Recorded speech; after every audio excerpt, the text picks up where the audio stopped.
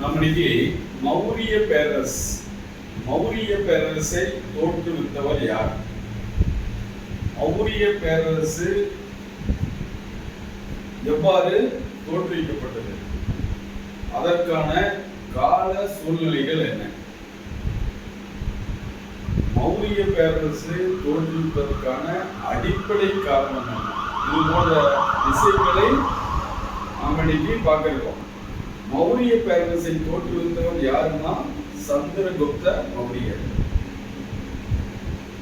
அவருடைய காலம் என்னன்னு பார்த்தா கிமு 325 301 வரை. என்னது? 325 கிமு 325 301 வரை. ரைட். இப்ப இந்த சந்திரகுப்த மௌரியரை பற்றி ப்ரீவியஸா கொஞ்சம் பார்த்திருக்கோம். என்னன்னா மகா அலெக்சாண்டர் அப்படிங்கிறவர் பாரசீகத்தை ஆண்ட மன்னர். அவர் இந்தியாவின் மீது வடமேற்கு பகுதியில் படையெடுத்து வந்தார். அவ்வாறு படையெடுத்து வரும்போது இந்தியாவை ஆண்ட அம்பி என்பவர் அவர் மீது ஒரு பயந்து அஞ்சி நடுங்கி அவர் வருவதற்கு போரிடுவதற்கு வரும் தருணத்திலேயே சரணடைந்தார். ஆனால் போரஸ் என்ற மன்னர் அவரிடம் எதிர்த்து போரிட்டு பின்னாடி தோல்வி அடைந்தார். அதற்கு மேலும் இந்தியாவுக்குள்ள அவர் நுழைந்து சண்டையில முயற்சிக்கும் போது அவர்களுடைய படை வீரர்கள் இதற்கு மேலும் எங்களால் போரிட முடியாது என எதிர்ப்பு தெரிவித்து தங்கள் நாட்டுக்கு செல்ல விரும்பினர். அந்த இந்தியாவின் வடமேற்கு பகுதி, இந்தியா அப்படின்னா கிட்டத்தட்ட இப்படி ஒரு சின்னதா போட்டேன். இப்படி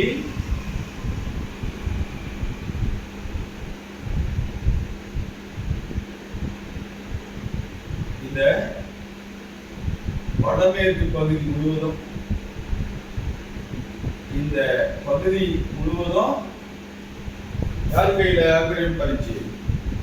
ஆங்கிலேய அலெக்சாண்டர் படையெடுத்து முடிச்சிருப்பாரு வடமேற்கு பகுதி. அந்த பகுதியை அலெக்சாண்டர் விட்டு சென்ற பின்பு 326 கிமு 326 படையெடுத்து ஜெயிச்சுட்டு வட பகுதியில் வடமேற்கு பகுதியில் பிடிச்சிட்டு அவருடைய தளபதியான செல்யூகஸ் என்பவரை அந்த பகுதியின் நிர்வகிக்க சொல்லிட்டு அவர் போயிடுவார். இந்த வடமேற்கு பகுதி இது ஒரு பக்கம் இருக்கும். அதற்கு அடுத்து இப்ப மௌரிய பேரரசை எவ்வாறு தோற்றுவித்தார் அப்படின்னா பல காரணங்கள் இருக்கு. இந்தியாவை மகத பேரரசை ஆண்ட நந்த வம்சம், அந்த நந்த வம்சத்தின் கடைசி அரசர் தனநந்தர். அந்த தனநந்தருக்கு ஆட்சி செய்வதில் பல குளறுபடிகள், மக்கள் மீது ஏகப்பட்ட வரிகளை சுமத்தி மக்களை இன்னலுக்கு உள்ளாக்கினார். மக்கள் தாங்க முடியாத பல துயரங்களை அனுபவித்தார். அந்த தனநந்தரிடம் அமைச்சராக இருந்தவர் சாணக்கியர் அல்லது கௌடில்யர். அவருடைய ஆட்சியில் அமைச்சராக இருந்தார். அந்த தனநந்தருடைய ஆட்சியை அகற்ற வேண்டும் என சாணக்கியர் மிகவும் உறுதியாக இருந்தார். அதற்கான தருணத்தை எதிர்பார்த்து கொண்டிருந்தார். இப்ப தனநந்தர் ஆட்சி கொடுங்கோலான ஆட்சி, மிக மோசமான ஆட்சி, அது அகற்றப்பட வேண்டிய அரசு. இவருடைய இந்த சந்திரகுப்த மௌரியரை பற்றி பல வரலாற்று தகவல்கள் நமக்கு தெரியுது. எவ்வாறு ஆட்சி செய்தார், என்னென்ன பேக்ரவுண்ட்ஸ் எல்லாம் இருந்துச்சு அப்படின்னு சொல்லி இவருடைய ஆட்சியை பற்றி பல தகவல்கள் நமக்கு சொல்லிருக்காங்க. அது என்னன்னா, கௌடில்யர் அப்படிங்கிறவர் தன்னுடைய அர்த்தசாஸ்திரத்தின் மூலமும், விஷாக தத்தர் அப்படிங்கிற ஒரு வரலாற்று ஆசிரியர் தன்னுடைய முத்ரா ராட்சசம் அப்படிங்கிற ஒரு அரசியல் நாடகத்தின் மூலமும்,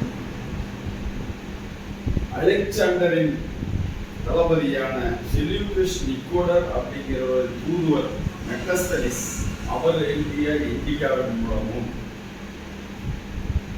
ஈழத்து கோவைகளான தீபவம்சம் மகாவம்சம் அப்படிங்கிற ஒரு நூல்களில் இருந்தும், சமண மத நூல்கள் பௌத்த மத நூல்களில் இருந்தும், புராண கதைகள் இருந்தும் இந்த சந்திரகுப்த மௌரியர் எவ்வாறு ஆட்சி செய்தார் என்பதை வரலாற்று செய்திகள் நமக்கு சொல்கின்றன. இந்த சந்திரகுப்த மௌரியர் இவர் என்னென்ன சொல்றாங்க அப்படின்னா, புராணங்கள் வந்து இவர் பிராமணர் அப்படின்னு சொல்லி சொல்லுது. புராணங்கள் இந்த சந்திரகுப்தர பிராமணர் அப்படின்னு சொல்லுது. அப்பெல்லாம் வரலாற்று தகவல்கள் எல்லாம் ஒரு எழுதப்படாத ஒரு புராண கதைகளாக ஏதோ ஒரு கூற்று வச்சுதான் நம்ம ஒவ்வொருத்தரும் ஒவ்வொரு மாதிரி சொல்லுவாங்க. இந்த புராணங்கள் பிராமணர் சொல்லுது. புத்த மத சான்றுகள் புத்த மதத்தினுடைய அந்த சான்றுகள் சத்திரியன்னு சொல்லுது. ஐஸ்டீன் புரூட்டக் அப்படிங்கிற வரலாற்று ஆசிரியர் இவர் இலி குலத்தை சார்ந்தவர் அப்படின்னும், கர்ண பரம்பரை செய்யறதுக்கு அந்த செய்திகள் நாடோடி என்றும், விஷாக தத்தர் அப்படிங்கிற அவருடைய நூல் இவரை நந்த வம்சத்தின் ஒரு அங்கமாக, நந்த வம்சத்தை சார்ந்தவர் என்றும் கூறுகிறது. கௌடில்யர் இவரை சூத்திரர் என்றும் பல தகவல்கள் இந்த சந்திரகுப்தரை பற்றி கூறுகிறது. ஓகேவா? இப்ப நம்ம கதைக்கு வருவோம். இவருடைய இளமை காலம், எவ்வாறு பிறந்தார், எவ்வாறு வளர்ந்தார், எவ்வாறு மௌரிய பேரரசை தோற்றுவித்தார், இதுதான் நமக்கு வேணும். இப்ப அந்த பிரிவியஸ் எதெல்லாம் எதை புட்நோட்ஸ் எடுக்கணும், இவருடைய குறிப்பு எடுக்கணும்னா மேற்கண்ட இதிலிருந்து நமக்கு இவருடைய ஆட்சியை பற்றி சில தகவல்கள் கிடைக்கின்றன. இப்ப இவருடைய இளமை காலம் அப்படின்னா, இவருடைய அப்பாவும் ஒரு மௌரிய பேரரசு, அதாவது அந்த மகத பேரரசுல ஒரு சிறு பகுதியின் மன்னராக இருக்கிறார். பகைவர்களால் இவங்க அப்பனை கொல்லப்படுகிறார். அதனால் இவங்களுடைய அம்மா இந்த குழந்தையை எடுத்துட்டு விதவியா எடுத்துட்டு புருஷபுரம் அப்படிங்கிற ஒரு ஊருக்கு வர்றாங்க. அந்த புருஷபுரம் அப்படிங்கிறது தான் பாடலிபுத்திரம் அப்படின்னு சொல்லி இந்த மகத பேரரசு தலைநகராக இருக்கு. தற்பொழுதைய பீகாரினுடைய தலைநகர் பாட்னாவை தான் பாடலிபுத்திரம் அப்படின்னு சொல்லி சொல்லுவோம். இவருடைய சகோதரர்களுடைய துணையுடன், யாருடைய சகோதரர்கள், அதாவது சந்திரகுப்த மௌரியருடைய தாய்மாமன்கள், இவருடைய அம்மாவனுடைய சகோதரர்களோட இங்க புருஷபுரத்துக்கு வர்றாங்க. பாடலுக்கு இவரை வளர்க்க முடியாம கூடையில போட்டு அவங்க போயிடுவாங்க அப்படின்னு சொல்லி தகவல். அத ரிஷபன், அதாவது சந்திரா என்ற ரிஷபன், வேட்டையாடுதல் தொழிலை மேற்கொண்ட சந்திரா என்ற ரிஷபன் இவரை எடுத்து வளர்ப்பதாக ஒரு தகவல். அந்த சந்திரா என்ற ரிஷபன் இந்த குழந்தையை எடுத்து வளர்க்குறாங்க. அவ்வாறு வளர்க்கும் போது அந்த குழந்தை மிகவும் சுட்டியாக, மிகவும் வேகமாக, மிகவும் சுறுசுறுப்பாக இருக்கிற குழந்தையே ஒரு வித்தியாசமாக இருந்திருக்கு. அது ராஜா வேடம் கட்டி சின்ன சின்ன பசங்கள்லாம் ஒரு விளையாட்டு விளையாடும் போது ஏதோ ஒரு கேம் மாதிரி விளையாடுவாங்க. அங்க ஒரு ராஜா வேஷம் கட்டி அந்த பசங்க ஏதோ விளையாட்டு விளையாட்டுருக்காங்க. அந்த டைம்ல அந்த நந்தகுப்தரில் இருக்கிற, அதாவது தனநந்தர்னா அந்த நாட்டை ஆண்ட, மகதத்தை ஆண்ட அந்த தனநந்தர் அவருடைய அமைச்சரவையில் இந்த சாணக்கியர் அப்படிங்கிறவர் ஒரு அமைச்சராக இருந்திருக்கார். அந்த அமைச்சர் அந்த வழியை வரும்போது இந்த சந்திரகுப்தர் அந்த குழந்தையா விளையாடிட்டு இருக்கும்போது சுறுசுறுப்பெல்லாம் ராஜா வேஷம் கட்டி அந்த விளையாட்டை அவர் புரிஞ்சு தன்னுடைய இந்த சந்திரா என்ற ரிஷிவனிடமிருந்து விலைக்கு வாங்குகிறார். விலைக்கு வாங்கி தன்னுடைய கட்டுப்பாட்டில் வைத்து பல வருஷம் பல கலைகளை கற்றுவித்து அவரை ஒரு மன்னனாக இருக்கிற சூழ்நிலையை கொண்டு வருகிறார். ஒரு நல்ல டேலண்டான பர்சனாக கொண்டு வருகிறார். அவ்வாறு வரும்போது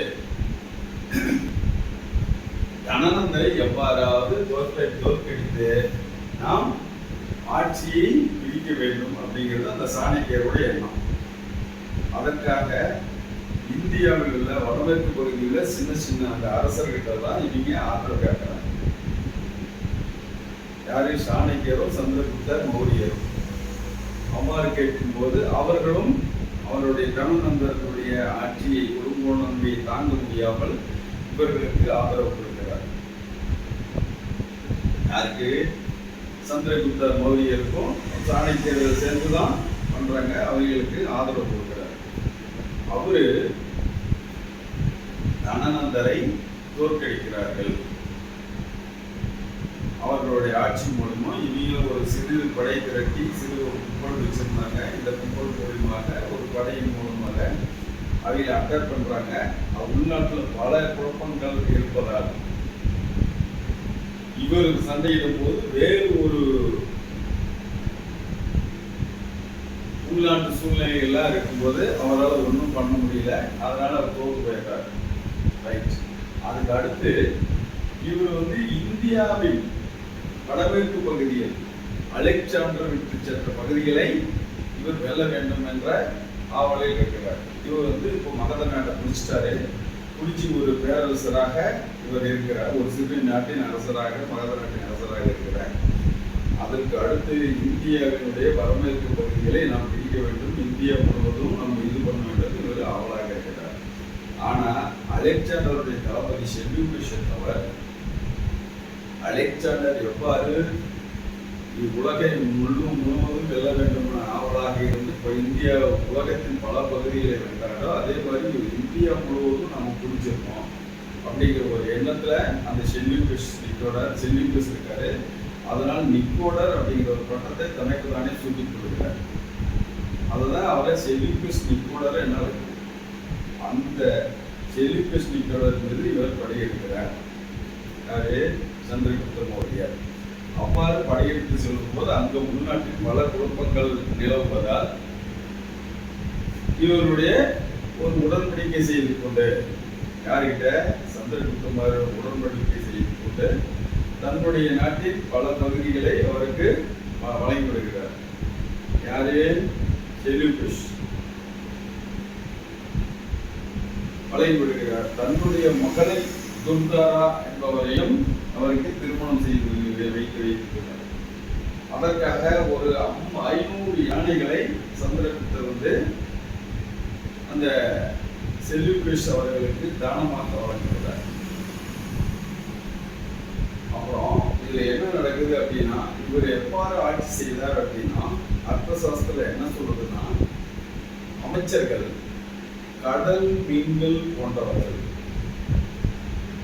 கடல் மீன்கள் எவ்வாறு கடல் தண்ணீரை எந்த டைம்ல வேணாலும் பிடிக்குமோ அதே போல் உதாரணம் சொல்றாங்க. அதே போல் தன்னுடைய துறையில் உள்ள அமைச்சர்கள் எப்பொழுது வேண்டுமானால் அவங்க பணம் நிறைய வருது, பணம் ஏகப்பட்ட சோர்சஸ் இருக்கு, அதை எப்போ வேணாலும் திருடுவாங்க, எடுத்துக்குவாங்க.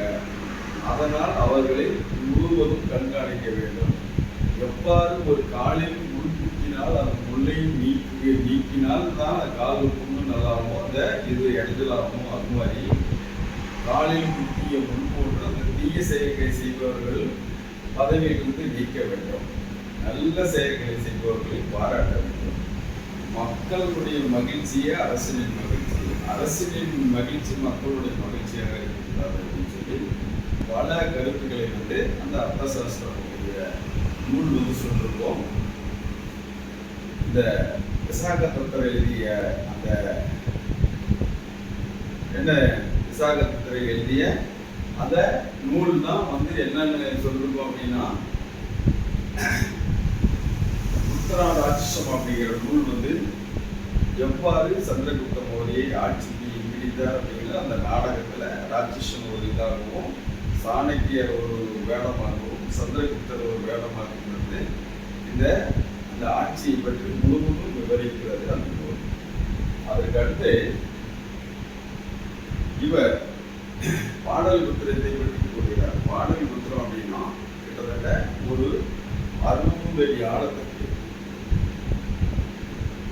60 அடி ஆழம் 600 அடி அகலத்துக்கு ஒரு அகழி வெட்டப்பட்டு அந்த அகழிகள் தண்ணீர் முழுவதும் விடப்பட்டு அந்த தண்ணீருக்கு உள்ளாதான் அந்த பாடலிபுத்திரம் நகரம் இருக்கும். அதுல 64 நுழைவாயில்கள் 570 கோபுரங்கள் இதெல்லாம் அங்க இருக்குன்னு சொல்றாங்க. அது அவ்வளவு சிறப்பு வாய்ந்த நகரம். அந்த நகரத்தை இது பண்றதுக்கு ஒரு 30 பணியாட்கள் வச்சு அந்த நிர்வாகத்தை செம்மையா செய்வாங்க அப்படின்னு சொல்லுவோம். இவரு தன்னுடைய கடைசி காலகட்டத்தில் பத்ரபாகு அப்படிங்கிற ஒரு சமண துறவியின் உடன் சேர்ந்து சைன மதத்தை தழுவி மைசூரில் உள்ள சரவணா பெலபலா என்ற இடத்திற்கு சென்று மிக பல நாட்கள் உண்ணாமோட்டிலிருந்து உயிர் பிறக்கிறார். அது ஷல்லே கானம். ஷல்லே கானம் என அதை அழைக்கப்படுகிறது. இதுதான் சந்திரகுப்த மௌரியர் எவ்வாறு மௌரிய பேரரசை நிறுவினார் என்பது தங்களுக்கு தெரிய வருகிறது. அடுத்ததாக பிந்துசாரர் மகா அசோகர் எவ்வாறு ஆட்சி செய்தார் என்பதை பற்றி அடுத்த ஒரு வகுப்பில் நன்றி.